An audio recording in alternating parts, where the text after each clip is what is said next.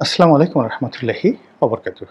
সম্মানিত দর্শক, আজকে যে বিষয়টি নিয়ে আলোচনা করব এটি আমার বক্তব্য, কিন্তু আমি যার দ্বারা অনুপ্রাণিত হয়েছি তিনি দেশের একজন নামকরা সাংবাদিক জনাব মাহবুব কামাল। যুগান্তরে চাকরি করছেন এবং আমারই মতন তিনি বিভিন্ন টেলিভিশন টক শোতে পরিচিত মুখ। অনেক গুরুত্বপূর্ণ কথাবার্তা বলেন এবং টু দ্য পয়েন্টে। তার কথার ভিতরে অনেক দার্শনিকতা থাকে, সস্তা কোনো কথা নয়। তিনি সাংবাদিকতা করার আগে রাজনীতি করেছেন, জাসদ রাজনীতির সঙ্গে জড়িত ছিলেন। ফলে তার যে বক্তব্য, সেই বক্তব্যের মধ্যে যেমন তার সাংবাদিকতার অভিজ্ঞতা রয়েছে, তার সঙ্গে সঙ্গে রাজনীতির অভিজ্ঞতা রয়েছে। কাজেই তার এই বক্তব্যকে ধারণ করা, প্রমোট করা, দেখা গেল আমাদের মতো একজন যারা বক্তা আছেন অনেক ক্ষেত্রে এটা সহায়ক হিসেবে কাজ করে।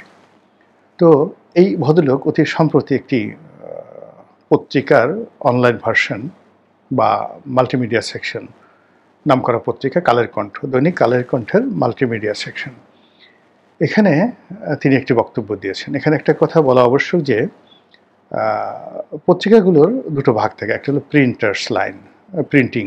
তো প্রিন্টিংয়ে হয়তো এখানে 1 নম্বরে বাংলাদেশ প্রতিদিন আছে, 2 নম্বরে আছে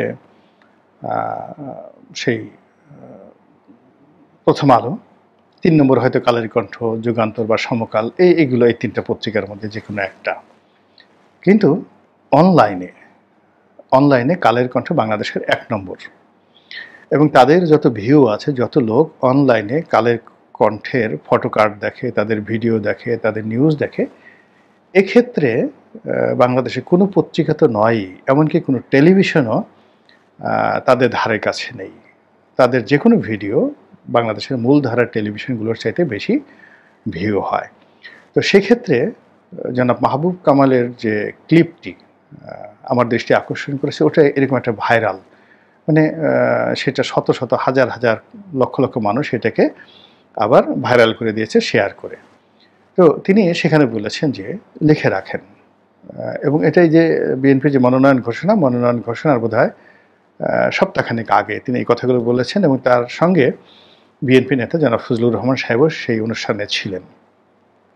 তো তিনি বলছেন যে খুব দ্রুত অস্ত্র উদ্ধার করার জন্য আইন শৃঙ্খলা রক্ষাকারী বাহিনী তারা তৎপর হবেন, এবং এটা যে তারা অপারেশন চালাবেন, এটা অপারেশন সেই আগের সেই ক্লিন হার্টের মতো।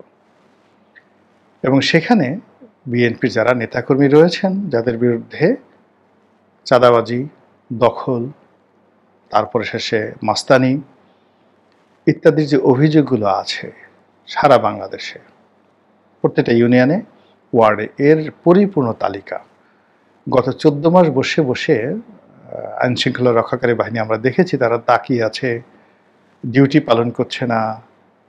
অনেক ক্ষেত্রে তাদেরকে দেখলে ভুয়া ভুয়া বলা হচ্ছে, তারা মুচকি হাঁটছেন, অনেক ক্ষেত্রে তারা দৌড়ে গাড়িতে উঠছেন। এটা আইনশৃঙ্খলা রক্ষাকারী বাহিনীর আসল চরিত্র নয়।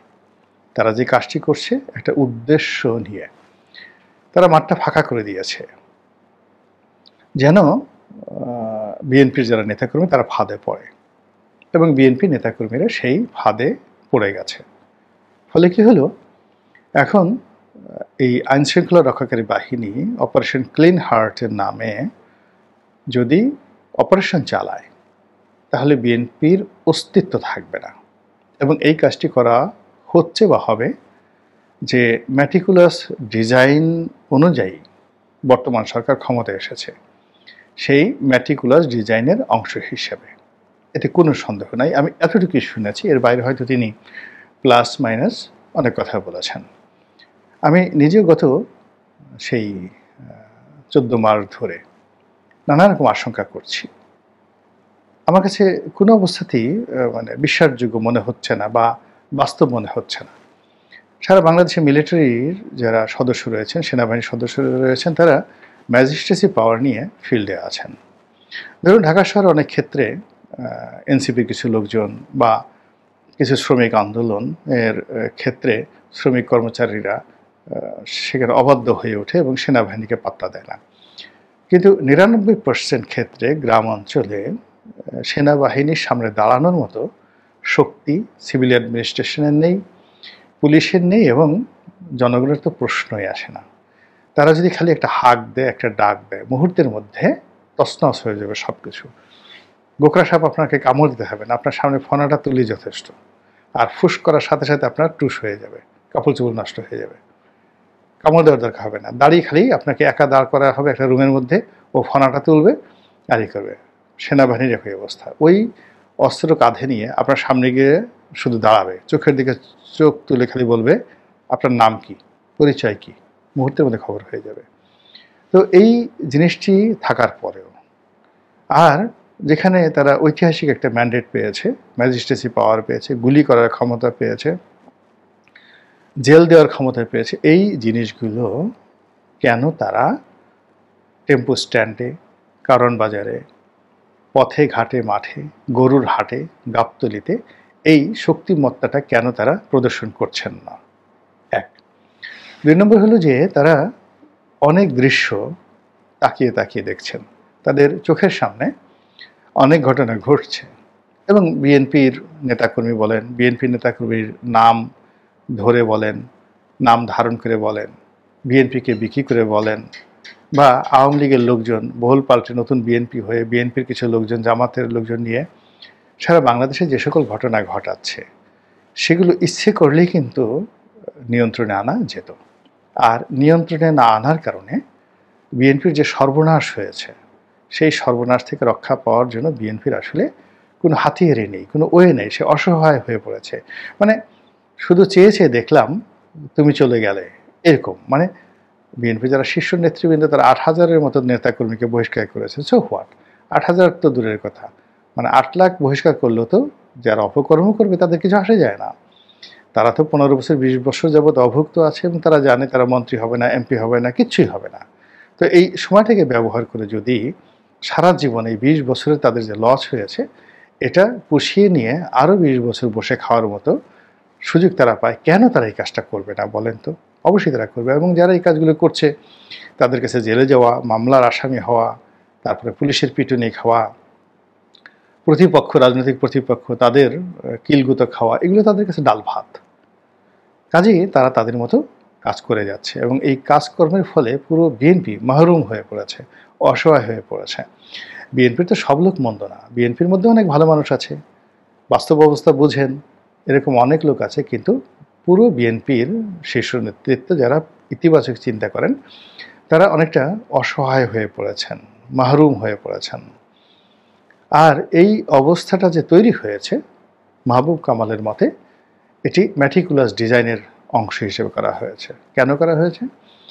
এখন আপনি চিন্তা করুন যে জামাত এবং বিএনপি এই দুটো মূলত রাজনৈতিক দল, শক্তিশালী। আর এনসিপি এটা কোনো রাজনৈতিক দল নয়, এখানে একটা তারুণ্য কাজ করছে, আবেগ কাজ করছে, একটা উদ্দীপনা কাজ করছে। ধরুন এই তিনটি দল, এর মধ্যে বিএনপি এবং জামাতের যে রাজনৈতিক মেধা, যোগ্যতা, শক্তি, সাহস, অলমোস্ট 50%, অর্ধেকটা নষ্ট করে দিয়েছে আওয়ামী লীগ 15 বছরে। জেল দ্বারা, জুলুম দ্বারা, অত্যাচার দ্বারা। মেরুদণ্ড বলে কোনো কিছু আওয়ামী লীগ যতটুকু চেষ্টা করেছে রাখার, মানে থাকবে মেরুদণ্ড, এই মানে আশঙ্কা তারা রাখেনি। যে যাকে যেভাবে পারছে অপমান করে, জেলে নিয়ে, মার দিয়ে, মামলা দিয়ে, মোকদ্দমা দিয়ে, ধাওয়া দিয়ে, আর্থিকভাবে ক্ষতি করে রাজনৈতিক অঙ্গনের যত মেধা এবং যত শ্রম সব নষ্ট করে গেছে অর্ধেকটা আওয়ামী লীগ। এখন এই লোকগুলো, একটা দুর্বল শরীর, আপনি চিন্তা করেন যে আপনার 1 মণ বোঝা বহন করার ক্ষমতা ছিল কোনো একটা সময়, তো এখন দেখা গেল যে রোগক্রান্ত হয়ে ঘাড়ে ব্যথা, মাচা ব্যথা, এখন আপনি আসলে 20 কেজি ভার বহন করতে পারেন। কিন্তু এমন একটা পরিস্থিতি আসলো যেখানে আপনার ধারণ ক্ষমতা আছে 1 মণ, মানে 40 কেজি, কিন্তু আপনার শরীরের সক্ষমতা এখন 20 কেজি, কিন্তু আপনার মাথায় চাপিয়ে দেওয়া হলো 50 কেজি বা 60 কেজি।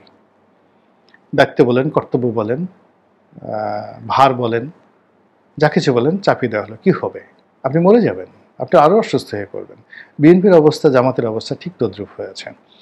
মানে আওয়ামী লীগের অবর্তমানে তাদের উপর যে চাপ তৈরি হয়েছে, যেভাবে বাঁধ ভাঙা জোয়ারের মতো অপরচুনিটিগুলো চলে আসছে, যে সমস্ত কর্পোরেট অফিসগুলো যাদের মালিকের সঙ্গে তারা দেখা করা তো দূরের কথা, তাদের ম্যানেজার লেভেলের লোকের সঙ্গে কথা বলতে পারতেন না, পরিস্থিতি এমন হয়ে গেছে সেই মালিকরা এখন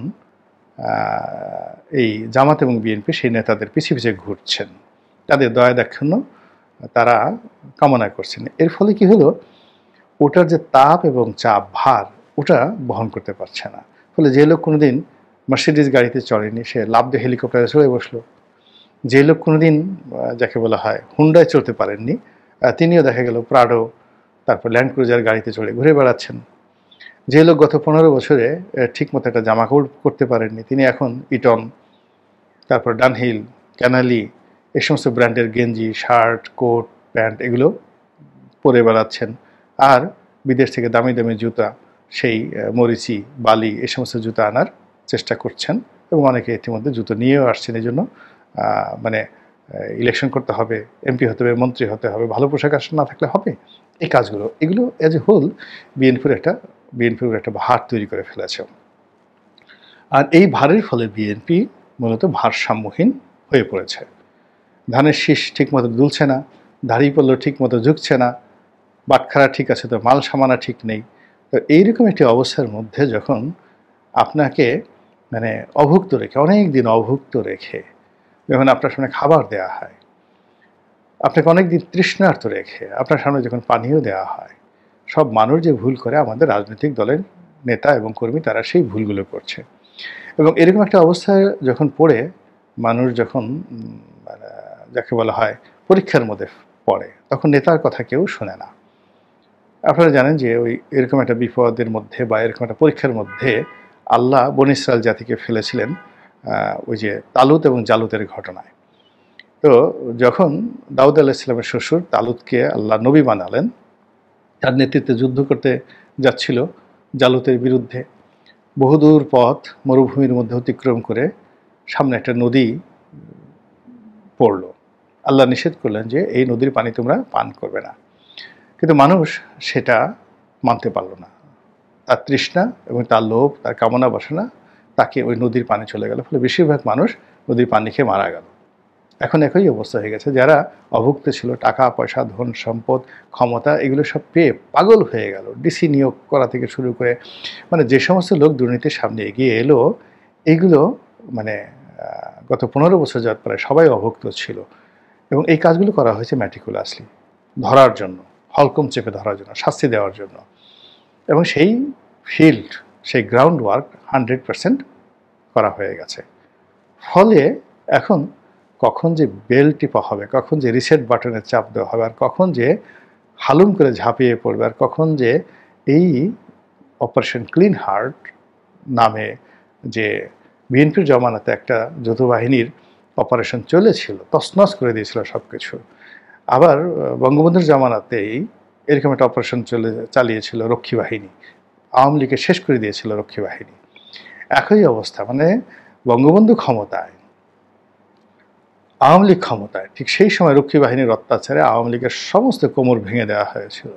আর এর কারণে কি হলো, আওয়ামী লীগ কিন্তু দাঁড়াতে পারেনি। এই জন্য